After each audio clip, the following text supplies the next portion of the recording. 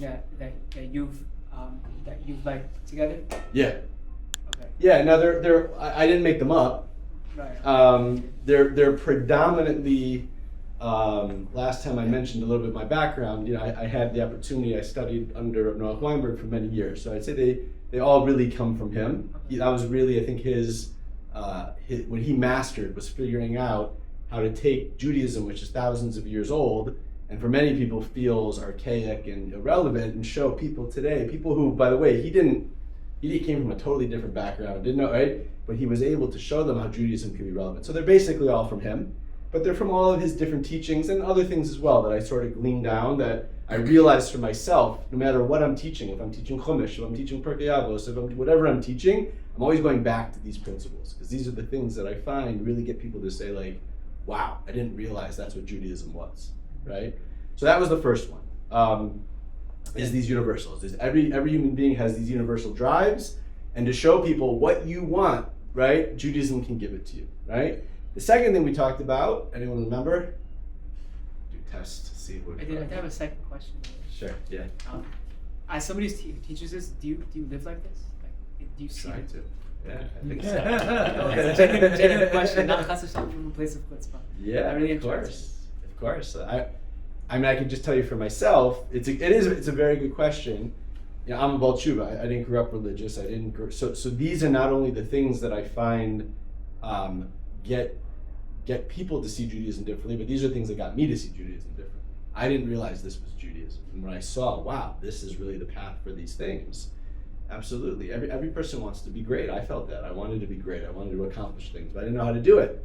And then Judaism comes along and says, wow, you know what? If you do this, if you keep mitzvot, if you follow the Torah, you impact the entire world, right? You change the world just by your actions, right? That's when Judaism started getting into the deeper ideas of Judaism. We believe just by our thoughts, right? Even when we just think about doing a mitzvah, right? The Nefesh HaChaim and these places talk about how it changes the entire universe, right?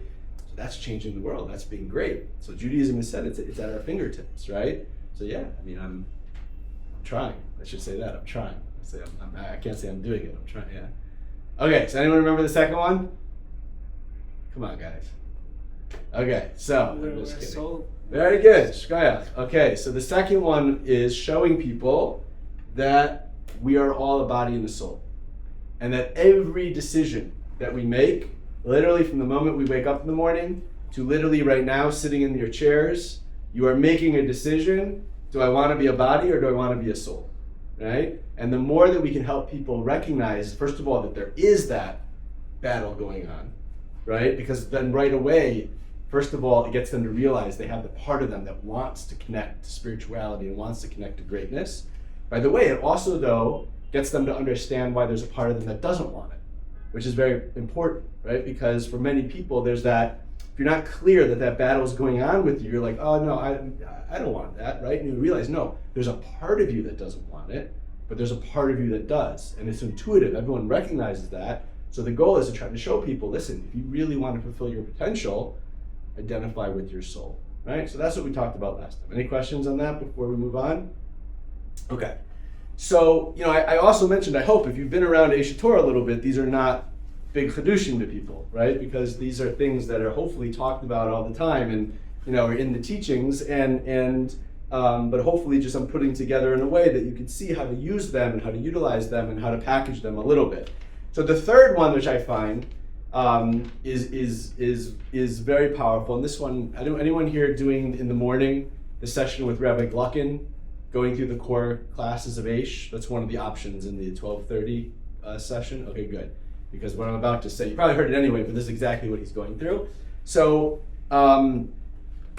one of the biggest challenges I find with people is that, like I said, we're a body, right? And so for many people, they feel like when you say to them, hey, don't you want to be great? Don't you want to live, be happy? They're like, I am happy.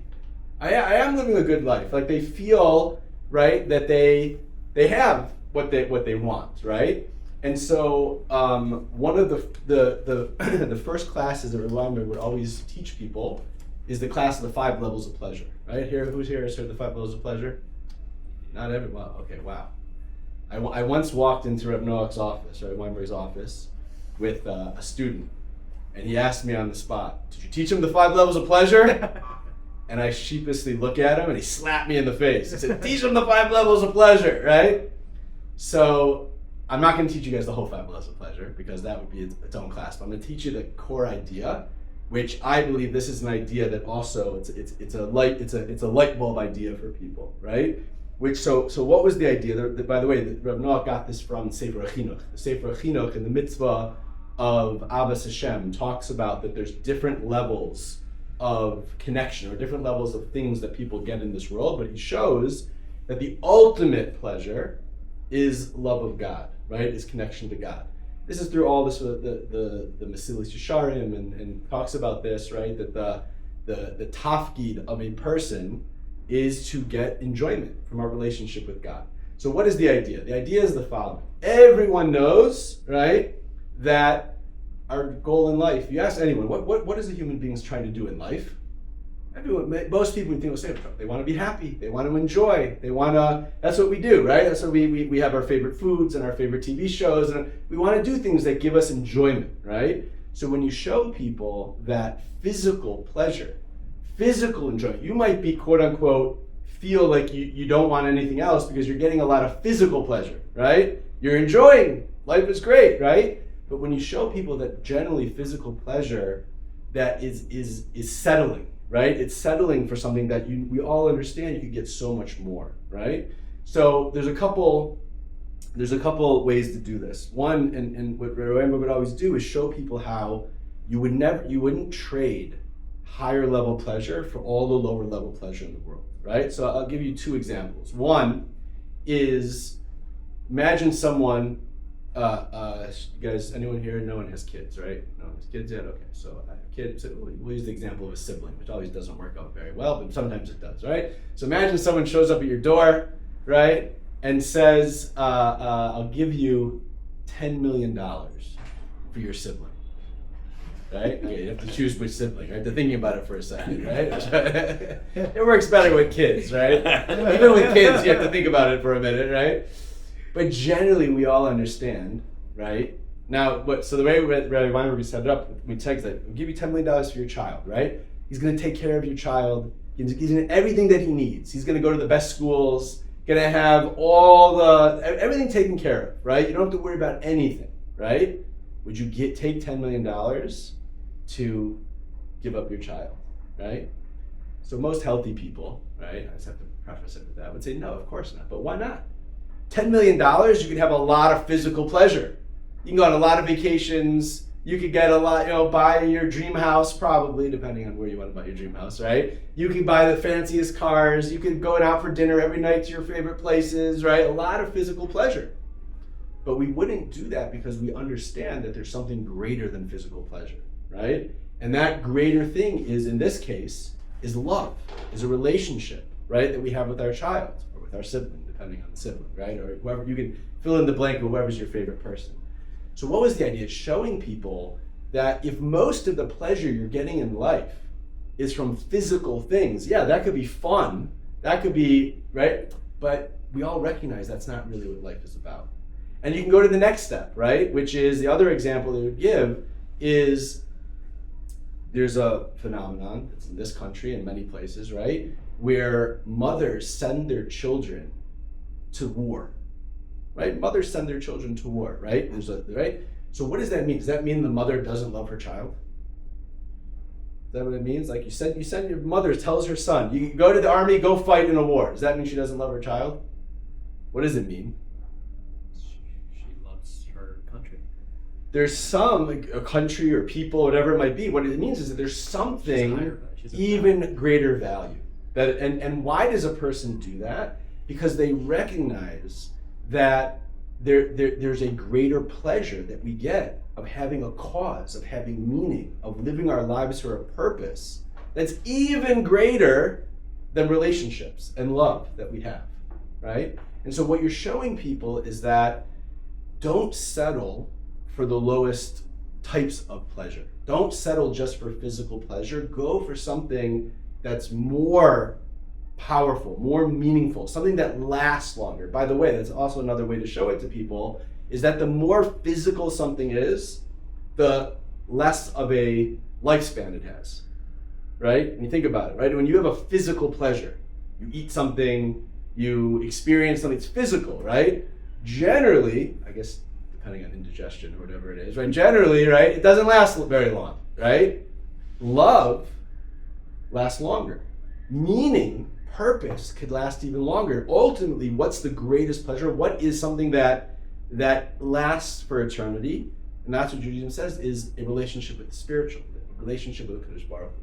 So even if people can't yet grasp that idea of, wait, what do you mean a relationship with God and a relationship with the spiritual? But you can show them, don't settle just for the physical, right? That there's deeper things that we can connect to. That's number 3. That every human being is wired for pleasure. Don't settle for lower levels of pleasure, right? And again, it opens people's minds to a different perspective. Okay. Any questions on that one? Okay. Actually, a question. Do you feel that when you're talking about a cause, that people generally today are less likely to relate to that than they were like a couple generations ago? I mean, I can't speak to a couple generations ago because I only listened to Well, one you or think two the idea generations. of a mother, I think sending people, her kid off to. You might have to change the example. I think people understand causes. People understand that there's something that people, a question you can ask people, right? What is something that you would die for, right? I find that's a question that everyone finds to be a powerful question. Like, what is that thing that is so meaningful for me that I'd be even willing to give my life for it, right? That's what I'm saying. You think that's as prevalent today as it was, like in the World War I think II it's era? I don't know the answer to that, but I do think that for most people, my experience, it's an inherent drive. Meaning is an inherent drive. People, this is the idea of like a midlife crisis. I think that we talked about this a little bit last time, right? So midlife crisis, a person has a lot of physical pleasure, but they realize that they don't have meaning in their life. Right? And so it is a natural drive that most human beings have. Okay, so the fourth one, the fourth principle, this is actually maybe my number one go-to. Okay, this is my number one. And again, hopefully you've heard this before. That I teach, that I always find. You teach all of them? I teach all of them, but you can't teach them all. Even when you have your favorites, you have your ones that you see, are the more powerful. That really, right? So I find this one. They're all, yeah, you're right. When I said the first one, I probably said that was my favorite too. So I don't know, but this one I really find in teaching changes people's whole view of Judaism, right? Because what do most people think, right? Most people think that Judaism is a ritualistic religion. Keeping kosher, keeping Shabbat, or what many people, I can tell you for myself, what was my experience in Judaism when I was young. I'd go to synagogue in Yom Kippur, no one would have, at least I had no idea what was going on. I looked around, nobody else had any idea what was going on, right? Half of people had their prayer books upside down. Nobody knows what's happening, right? Which means that it's ritualistic. But there was this sense of, if I don't do this, then I'm a bad Jew, right? Meaning it's like a guilt, right? But who do I feel guilty towards, right? Who do I feel guilty towards? So ultimately, I knew that, listen, this is a religion, it's Judaism. So there's supposedly God. God wants us to do these things. God wants me to go and fast on Yom Kippur. God doesn't want me to eat bread on Passover. I don't understand why, but he's telling me to. So okay, I might as well hedge my bets maybe, or maybe I don't want to feel guilty or whatever it is, so I do it. So the fourth idea is showing people that God doesn't need anything from us, right? God doesn't need anything from us. God is perfect. God is all-powerful. God is beyond time, beyond space. You can't give anything to God, right? There's nothing that we could give to God that would give him something that he doesn't already have, because by definition, he is perfect, right? By definition, by the way, but don't get too philosophical of people, but the one thing we know about God, so to speak, if we know anything, is that he's beyond time and space, because time and space are rules of this world. So to change, to become better, that means you have to be within time and space. So God can't change. God can't get better, right? You can't give God anything. So if you can't give God anything, that means when I pray, when I do a mitzvah, right? God doesn't get anything out of it because he can't change. He's already perfect. He has everything that he already needs. So if it's not for God, who is it for? It's for me, right? It's for me. By the way, prayer, I find this to be a very powerful thing to show people, because you open up a prayer book and what does it say? God is all powerful, and God is, full of kindness, and God is amazing, and we just praise God. That's one of the 3 core ideas of prayer, is to praise God, right? So it's like, this God has a pretty big ego. He's telling us all day that how much, we should tell him how great he is, right? But when you show people, no, God doesn't need us to tell him how great he is. It doesn't matter. He's going to be fine. Whether, I think I heard this from Mati Berger once. I'm not sure, but it sounds like something Mati Berger would say, right? That, imagine you have, a Nobel Prize, neuroscientist, right? Or a neurosurgeon, a brain expert, right? And you have some kid, who takes like 7th grade biology, and he goes up to this scientist like, wow, you're really amazing. You really know a lot, right? So what is this scientist thinking when he sees this 7th grade kid? It's like, oh, very cute. Thank you very much. You don't know anything, right? But I'm glad you think that I know a lot. You don't, right? When we tell God how great he is, it's very cute. Thank you very much, right? Like, it means nothing, right? So if God doesn't need us to tell him how great he is, why is he telling us that every day we should say how great he is? It's not for him, it's for us. That we need that. It gives us more meaning and purpose in our lives. It helps us fulfill our purpose by us doing those things. So that is the paradigm shift. When people recognize that everything in Judaism, everything from prayer to keeping kosher to whatever it is that's in Judaism is not for God, but it's for us. And the challenge is to figure out, how do we get meaning and relevance? And we say to people, I always say, like, if you're doing something and you don't find it meaningful, you're doing it wrong. Doesn't mean that thing is not meaningful. It's because you don't know how to do it. So let me show you how to do it with meaning and purpose, right? And this is a huge change for people, because now all of a sudden Judaism doesn't become this ritualistic, I'm just trying to please God, so I don't get in trouble, right? To, oh, you're right. This is all for me. This is all that I can get the most pleasure and the most meaning and the most spirituality, whatever it is, out of my life. Yeah, makes sense? Yeah. So, on some level, God does need us. Why? Because there's, like, on the highest level, he's perfect and he doesn't need it. He doesn't need our work. But on lower levels, where we have to do tikkunim, and we have a mission in this world. Yeah. Then on that respect, he does need us.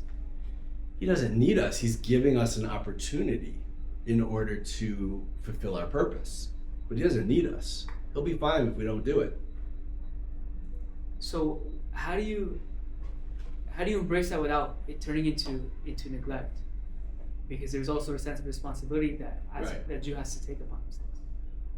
That's true. That there is a truth, and I think that's one of the others I'm going to get to. And you're right. Could someone, by what I'm saying, could someone come out of that and say, well, okay, oh, just for me?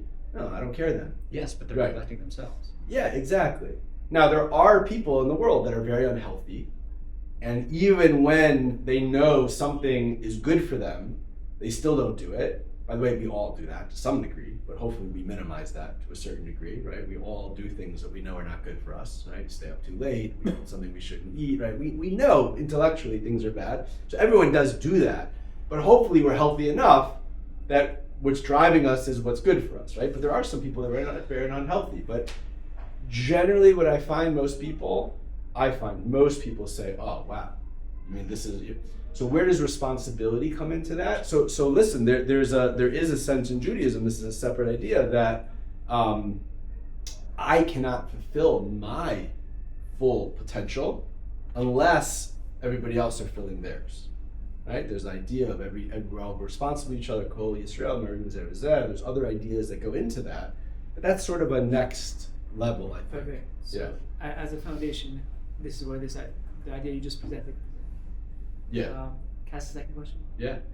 So how do you when you frame it in a sense that it's God doesn't need it, God doesn't need my service, it's really for me. Yeah. How do you make that not? How do you make this form of service not in an egotistical fashion where you're not focused, not doing it for yourself?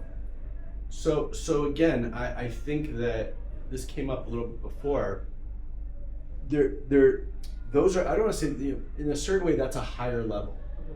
I think I talked this before, which absolutely you want to help people get there, but for us to recognize at the end of the day, our most core drives are to serve ourselves. Right? That is our most natural drive. Right now, when we recognize that when we help other people, and the more altruistic we are, and the more we give to other people, that really gives us the most pleasure. Then we start to become, let's call it being mature, right? We recognize that by helping other people, I actually get the most pleasure out of it, right? Instead of just being selfish, right? So by being selfless is really the most selfish thing that I can do. It's true, right? So, but that's, again, for someone, that's like step 2. Step 1 is for them to recognize, this is for me to get purpose. If I'm not getting purpose out of it, I'm missing the boat. It's not about just doing something because God needs it. It's really for me. Then to recognize, okay, by the way, I'm going to get the most out of it if I'm helping others, if I'm giving to others, if I'm taking responsibility for things more than myself. But that's like part 2. Yeah? Yeah. Does that make sense? Does that answer your question? It's even as like observant Jews, this is like the foundation. This is like As an observant Jew, in my opinion, is not at the core understanding that everything we're supposed to be doing is for us to get the most pleasure and the most meaning out of it. Then at the end of the day, that their motivation, it's you can only be motivated so far, I believe, by being altruistic. Because it's very, like, that's something to aim for, right? But at the end of the day, when you wake up in the morning, you're hungry. When you wake up, like, we have certain drives that we need to fulfill for ourselves. And so if we recognize that the biggest drives we have is meaning and spirituality and these things, that to me is the biggest motivator. Yeah, then you can build on it. Yeah. Okay. So fine. So this idea, God doesn't need anything from us. Everything we do is for our own pleasure. Right? That is okay, that's number 4. So we're going to try to do one more today. We have to end actually a little bit early because Rabbi Rossman's giving his shmooze down in the base measure. Is that time right, by the way? It's 3:39. Oh, it's actually a little short. Okay. So, we have 5 minutes. We'll do one last quick. This is probably, you guys have heard this one as well. I'm sure you have. So the 5th one, which again is a major paradigm shift. Most people believe Judaism is a leap of faith, right? Most people believe that believing in God is a leap of faith, right? So the idea of showing people that Judaism requires people to have a rational belief, right, is also a game changer for them, right? And I show people, like, I'll literally open up to the first page of the Rambam, right, if someone's ready to look inside, or I'll just quote it, right, which the Rambam says in the very first mitzvah, right, that it's a mitzvah leidah, to know that there's a God, right? That Judaism says we believe that every Jew has a responsibility to look at the evidence that's in the world and to come to a conclusion on our own that there's a God, right? And one of the things I always try to tell people that I find people find fascinating. So I ask people, who was the first monotheist? Right? Who was the first monotheist in the world? Abraham. Everyone says Abraham. Adam. Right. Well, you probably heard, right. Well, you heard this one, but it's true. But everyone says Abraham. Even people who don't know anything about Judaism, everyone will say Abraham, because it's true. Abraham is really seen as the person who brought monotheism to the world, right? But the real answer, right, as Dylan said, is no, wait, there are people who knew God before Abraham. Adam knew God, right? Noah knew God, right? So why do we say Abraham was the first one? So there's different answers to this, but the answer that I like to give is that, how did Adam know that there was a God? Because he had a direct relationship. God talked to him, spoke to him. How did Adam's children know that there was a God? Same deal. Or they knew God spoke to their dad, right? If God spoke to your grandparents, you probably would have heard about it, right? You're probably in the family tradition, right? And so for generations, right, from Adam until Noah, everyone knew that there was a God because either God directly spoke to them or their parent, grandparent, great-grandparent, whatever spoke to God. Same thing with Noah. How did Noah know there was a God? God spoke to him. Same thing with his children, his grandchildren, right? Until you get to Abraham. And we know that the Rambam it delineates how it happened, that by the time we got to Abraham, the world was a place of idol worship, right? And Abraham was not taught by his parents or his grandparents, right, that there was a God. How did he come to recognize there was a God? On his own. He did it on his own. So Abraham was the first person who came to recognize there was a God without God coming to speak with him or him knowing someone directly, right, that God spoke to. He came to figure it out on his own, right? And so that's why we say Abraham is the forefather of the Jewish people, is the first monotheist, because we all have that obligation to come on our own, not just take what's been passed down to us, but to use our own mind and our own brains in order to see that there's a God in the world. And it's a fascinating thing, right? Because in Judaism says a 12-year-old girl, a 13-year-old boy has to know that there's a God. There's a mitzvah to know there's a God. And you have the greatest philosophers in the world who've debated this issue, right? How can a 12-year-old girl, a 13-year-old boy know this? How can we expect them to know this? Because the answer is it's actually that simple. If you push away all the distractions, right? So again, I don't know if you guys in the earlier slot, anyone here is learning with Rabbi Duboff. He's going through some of the proofs of God. I always find the most powerful, I find personally, if I have 5 minutes with someone, right? And I'm sure there's ways to argue with this, but I found 99% of the time people are like, okay, that makes sense, is the design proof, right? So what I'll say to people is, imagine you're walking down the street and you see coins thrown on the floor, right? Did someone put them there purposely or did they just randomly fall there? So what would you say? If they were stacked or? No, they're just on the ground. So they fell. They probably fell. We don't know, right? What if you looked and there were 5 coins next to each other, right? Someone placed them there, or they randomly fell there? Better chance someone placed them there, but not fully. Right, probably. What if it's one on top of each other, Sounds like stacked up? What's that? Sounds like Rabbi Mathias. Yeah, exactly. What if you come and they look like they're made into a pyramid? Definitely. Right? What if you came and they look like someone made a house out of coins, right? Would anyone say they just fell out of someone's pocket randomly? No. So when you look at the world, and this was what Abraham did, he looked at the world, he saw how complex it was, how beautiful it was, how designed it was. He said, there's no way that this just randomly fell here, right? There must be a designer, right? And people don't have pushback to that. Very rarely. I mean, some people, if you know, like the multiverse,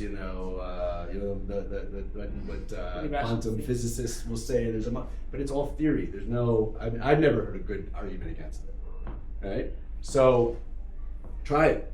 Go speak, see what they say, Now, but more importantly than the fact that it is showing people that there is a rationale behind it, that we don't believe in just blind faith, but that we've thought about this, by the way, as well, and that's why we also have the discovery sessions. It's not only that there's rational belief that there's a God, there's a rational belief that Torah is true, right?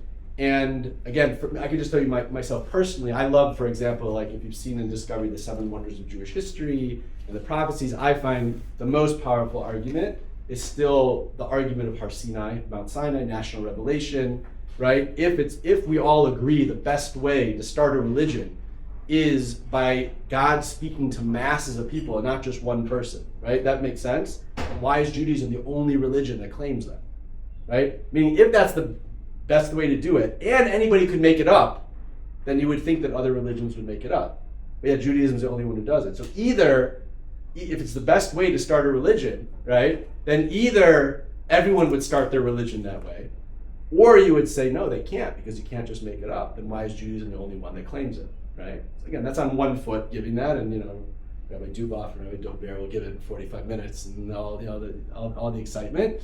But those simple arguments to be able to have, I shouldn't say simple, but have, that we understand that we can show people Judaism does not believe in a leap of faith, right? And as opposed to other religions that do, Judaism is not a religion that believes in blind faith, right? So that's the fifth one. So the first one we talked about, just to recap, the universals, right? Every human being has core drives, showing people that they really want those drives. Judaism gives it to them. Number 2, showing people they have a body and a soul, to go after their soul. Number 3, to show people that every human being wants pleasure. That's really what drives us. But don't settle for lower level physical pleasure. And then number 4, we talk about God doesn't need anything from us, right? Everything we do, everything Judaism asks us to do is not for God, it's for us. And then the 5th one, not the last one because we have 5 more, the 5th one is this idea that Judaism requires us to think, to have a rationale behind what we believe, and not to just have blind faith in God or in Torah. Okay, any questions? Hear that? Yeah. I believe the Chavetz Chaim in the Sefer Mitzvot, Yes. in regards to the mitzvot, to know the lashon, I believe that uses lahamin. So that's what the Sefer Chinuch uses, lahamin. Also. Right. Yeah. But that's not. But the Rambam says the leidah. Rambam says- Yeah, and listen, there's different understanding. What does lahamin mean? So lahamin is emunah. So what is emunah? Emunah doesn't mean faith. Emunah means faithfulness.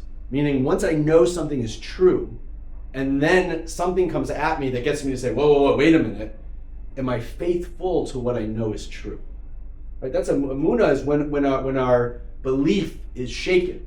When we see something in the world, right? When something bad happens to me. When I really thought through, I know there's a God, I know he's in control of everything, I know he loves me, I know he wants to give the best to me, and then all of a sudden I miss the bus.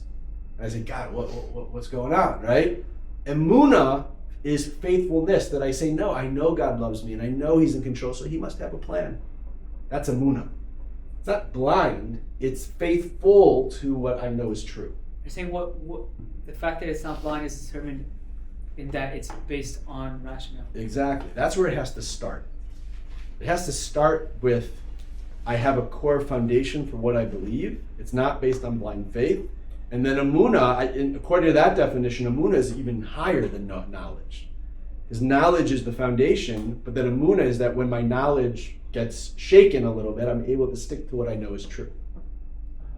Yeah? That's according to the Rambam, so you're making this.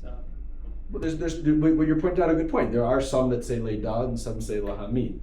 So the question is, are these two different? Are they arguing with the Rambam? I don't think they're arguing with the Rambam. They're just saying that there's different aspects of mitzvah.